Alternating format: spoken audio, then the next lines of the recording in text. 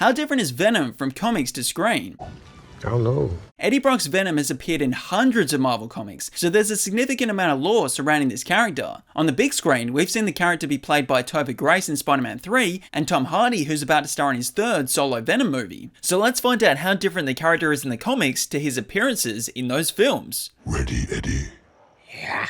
Edward Brock made his first appearance in 1986's Web of Spider-Man issue 18, written by David Michelinie. In the issue, Peter Parker explains to Mary Jane Watson that he's been on an assignment where he faced a villain named Magma and was caught in an explosion. He narrowly escaped but lost most of his costume and had to hitchhike home. Along the way, Peter was arrested and found himself involved in a sinister game where he was hunted for sport. After escaping and helping to arrest the culprits, Peter finally made it back home. But the next day, a mysterious figure pushes him onto the subway tracks, leaving him questioning what's wrong with his spidey sense. As for that mysterious figure who pushed him, it was Eddie Brock. However, this wasn't revealed until 1994 in The Amazing Spider-Man number 388, but I'll get back to that. The first time we see Eddie Brock bonded with the Venom symbiote is at the end of The Amazing Spider-Man number 299 and continued in the following issue, which was also Spider-Man's 25th anniversary special, written by David Michelinie and illustrated by Todd McFarlane. But before we get to that, we need to talk about Venom's origin. The Venom symbiote originated during the reign of the Dark God, Null. While its memories have been altered and erased several times, it recalls being hatched on Klyntar, but also has memories of Gore's home world, where the first symbiote was created during Null's war on the Light. Initially loyal to Null, the symbiote was known for violence and destruction. However, it eventually defied Null and was cast out, before ending up on a marooned planet. The symbiote bonded with an alien warrior who used the symbiote to commit genocide, but was eventually captured and imprisoned. The prison lab was transported to Battleworld during the Secret Wars, where Peter Parker unintentionally released the symbiote, bonding to him. Thinking it was just a suit, Peter returned to Earth with it, enhancing his powers, heightening his emotions, and eventually taking control of him. This concerned Peter, so he sought help from the Fantastic Four, who discovered it was a sentient alien. Reed Richards used sonic waves to force the symbiote off Peter, and that's how we got Bombastic Bagman. However, it escaped from the Baxter building and found its way back to Pete. Having learned that high-frequency sounds released the symbiote off the host, Peter used the bells at a church to force it off him and onto a new body,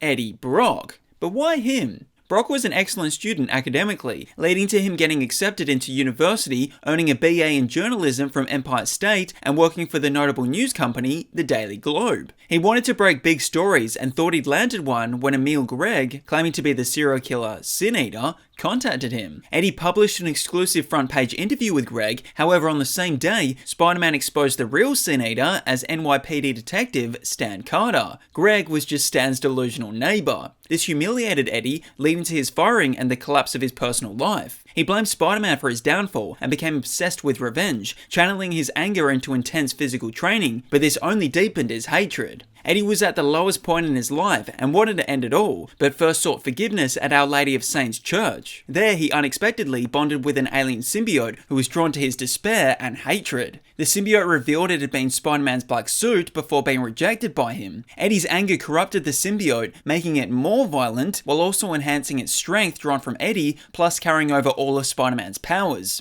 Learning Spider-Man's identity as Peter Parker, Eddie embraced the name Venom as a reflection of his bitterness. Now back to why Eddie pushed Peter Parker in Brock's first comic appearance, it's all because he wanted revenge on Peter and Spider-Man after bonding with the alien symbiote. Because Eddie doubted his ability to take on a superpowered foe, he sought out Chuck Stone, a former Navy SEAL, to teach him combat skills. That push onto the train tracks was his first attempt to kill Peter. The reason why Peter couldn't sense the incoming danger was because the symbiote blocked his spidey sense. This then all leads back to The Amazing Spider-Man 300. Knowing Spider-Man's identity, Eddie Brock as Venom confronted Peter's wife, Mary Jane Watson, at their apartment, intimidating her. He then sought out Spider-Man and attacked him. This then led to intense battles where Spider-Man used the Sonic Blaster to weaken and capture Venom and Eddie, handing them over to the Fantastic Four. Peter also changes his suit back from black to red and blue in order to prevent scaring Mary Jane again. If you've seen Spider-Man 3 and the 2018 Venom movie, you can see there are a lot of key details omitted from the film, but there are some similarities for both Topher's and Tom's live-action version of this comic origin. Topher lost his journalism job and got his transformation in a church from Peter removing the Venom symbiote, but in the movie, his hatred was towards Peter Parker instead of Spider-Man, and he was working for the Daily Bugle, not the Daily Globe. Hardy's version did lose his job from working at the Daily Globe, but the journalistic story was completely different, like Topher's, plus Spider-Man had nothing to do with the firing or bonding with Venom, instead pairing with the symbiote at the Life Foundation when investigating suspicious activity involving CEO Carlton Drake, who'd been searching for the alien life form in space. We also don't see in either version the character venting their frustration into bulking up. Tom was already big, while Topher never hit the gym. I will be the bigger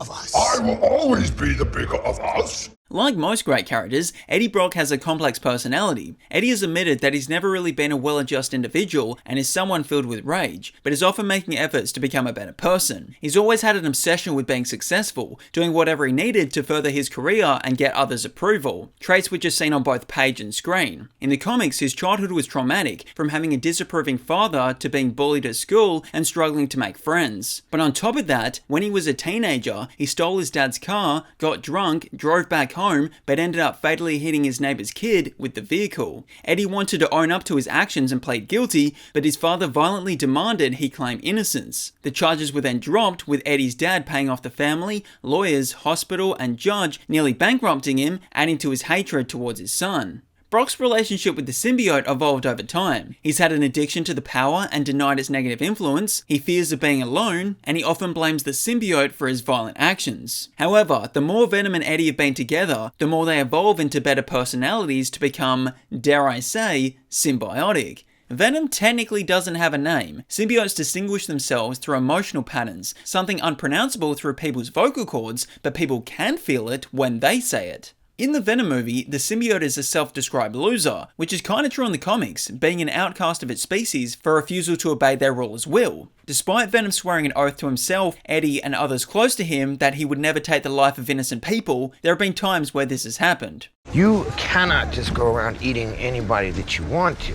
Something unique to Venom is that he has black speech bubbles. Usually characters are given white ones, but every now and then someone like Deadpool or Venom are given a colourful treatment, usually to express significant change in how the character speaks. In Venom's case, it's done to distinguish the difference between Eddie and Venom, with the symbiote having a deeper and more menacing tone. Wow. Yeah. Now, what's Eddie Brock's connection to other characters? Starting with his parents, Eddie's mother Jamie died giving birth to him, which led to his father Carl becoming cold and distant with him, leading to an estranged relationship, something that carries over into the Venom movies. More on his father in a moment, but first let's talk about Eddie's most notable romantic relationship, that being Anne Weying. While we see the character portrayed on screen by Michelle Williams, Anne broke off her engagement with Eddie after using her for journalism purposes, unlike in the comics where they were married. After their divorce, due to Eddie's vengeful obsession with Spider-Man, Anne realized she was pregnant. This child was created after Anne bonded with the Venom symbiote, and with the will of the symbiote hive, caused her codex to incarnate into a person, hoping the offspring would be able to destroy the creator of the symbiotes, Null, the ruler who seeks to control all symbiotes. Therefore, this child, Dylan, is part Anne's, part Venom's, and part Eddie's because his codex was also linked to Venom.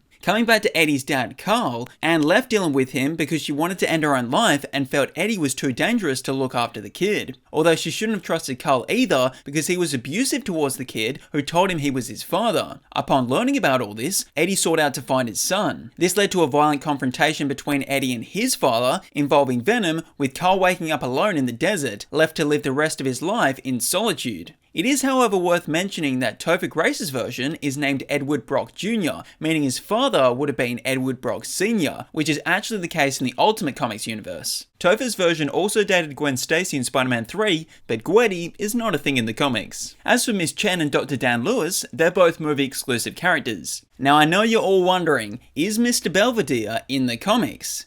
Yes, Eddie took it from a kid named Heidi, hid it in his basement, waited for the Lost Kitty poster to be put up, then returned the cat, making it look like he'd rescued it. So a bit different to what is portrayed in the movie, where it's just his and Anne's cat. As for Venom, the symbiote has spawned other beings including Carnage, Scream, Lasher, Phage, Agony, Riot, Widow, Hybrid, and Sleeper. In the movies, we've seen Carnage and Riot, except the latter wasn't an offspring to Venom in the first film. While Venom is more an anti-hero than a villain, he has been on the Sinister Six team briefly, as they all share a common hatred towards Spider-Man. Although in the movies, Vulture has yet to approach him about being a part of a team he's putting together. Apart from his hatred towards Spider-Man, Venom also hates basically all his offspring, anyone who wears the Venom symbiote before or after Eddie, Null, Flash Thompson's Agent Venom, but most notably, Carnage, who we saw fight in the Venom sequel. However, the most important relationship in Venom and Eddie's life is each other, with the symbiote unable to survive without a host, and Eddie unable to crawl on walls and stuff without the alien exoskeleton. Mask! Copy!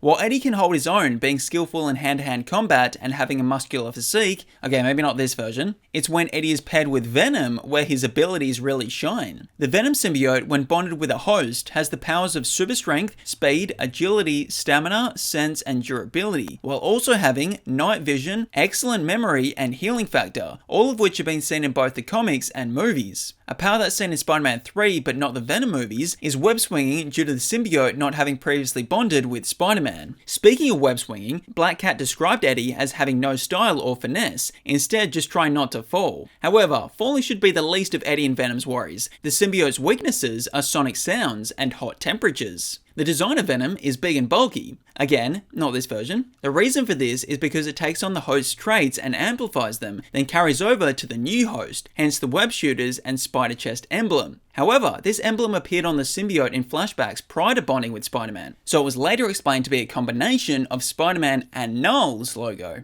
Another retcon was in the Amazing Spider-Man number 332, where it was stated why Spider-Man wasn't physically bigger in the symbiote was because it didn't need to augment his size due to him already possessing superpowers. Venom isn't the only symbiote that Eddie Brock has bonded with. He's also had Carnage, Mania, Anti-Venom, Toxin, and others. While the two most notable characters to have hosted Venom are Peter Parker and Eddie Brock, the symbiote has also notably bonded with Flash Thompson, Matt Gargan, and Lee Price. Plus basically every character in the Marvel Universe at one point or another. I'm never doing that again. God, well maybe never. I don't know, honestly it's really fun. As for the comic to movie adaptations of stories that Eddie Brock's Venom has been a part of, I've already spoken about his origin, but how different are some of the other story arcs? The first Venom movie takes inspiration from 1993's Lethal Protector storyline, where Eddie is living in San Francisco. It sees Venom focusing on protecting innocent people while coming face to face with Carlton Drake at the Life Foundation, who is using symbiotes to create new offspring, one of those being Riot. Venom Let There Be Carnage is loosely based on Cletus Cassidy's first appearance as Carnage, Venom The Hunger, where Venom becomes increasingly hungry for brains and ultimately leaves Eddie as a host, plus 1993's Maximum Carnage event that features Venom v Carnage, plus involvement from Shriek. Some other notable comic arcs Eddie and Venom have been a part of include, but not limited to,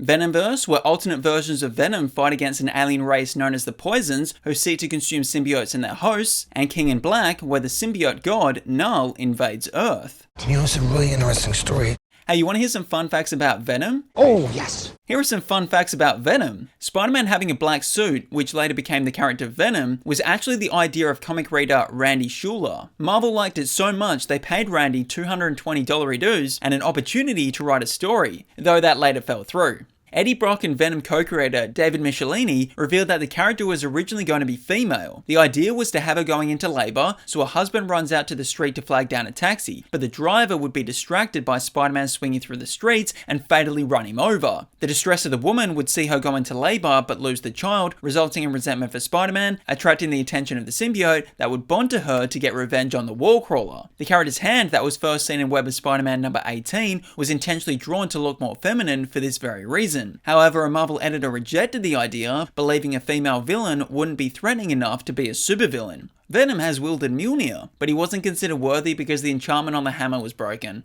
On the entertainment front, Eddie and Venom are fans of Frank Sinatra, the Rolling Stones, and medical dramas. Eddie likes dogs, which is why he's seen petting Stans. He does not put ketchup on hot dogs, but he'll apparently put it on everything else. Deadpool technically donned the Venom symbiote in Secret Wars before Spider-Man did. However, this was only something added to the comics in 2015, 30 years after the Secret Wars comics, and many people contest as to whether or not this is actually canon. Eddie Brock was originally going to be in the 2002 Spider-Man movie, and scenes were even filmed with R.C. Everbeck cast as Brock. There are, however, still references to the character in the movie, including the mention of his name. We don't have a decent picture. Eddie's been on it for weeks. We can barely get a glimpse of him. Before Tom Hardy was cast as Eddie Brock and Venom in the 2018 movie, Finn Wittrock was rumoured to be the frontrunner, while Tony Todd was considered to voice Venom, but Tom Hardy did that part too. Tony did, however, voice Venom in 2023's Spider-Man 2 video game.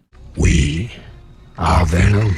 Eddie Brock's Venom is one of the most beloved characters in the Marvel Universe, which is why Sony's been so keen to put him on screen many times. Even though we've seen the character put to screen in multiple movies now, he's had significantly more stories told in the comics, and I've just spoken about his main 616 appearance. There are all sorts of variants of this character across the multiverse. Despite this, I think there are elements in both Topher Grace's and Tom Hardy's portrayal that capture the essence of the character. Topher has the cynicism, and Tom has the physique. While neither of them are necessarily direct translations from the comics, I don't think that takes anything away from their performances, and there are plenty of similarities which I went through. Plus, characters evolve and change all the time in the comics, and there are an infinite amount of universes. I've always seen the 616 comic universe as separate from the different movie universes, which is why I started this series in the first place, to show that the comics and movies have a lot of differences. So it very rarely bothers me when a movie adds or changes something to a character or story. Ain't nothing changed but the weather, you know. Thanks for watching. Let me know in the comments what your favourite Venom movie or comic arc is. And don't forget to absolutely obliterate that like, subscribe and share button. I'm just kidding. Only do it with enough force that it registers. I don't want any of you breaking whatever device you're watching this on.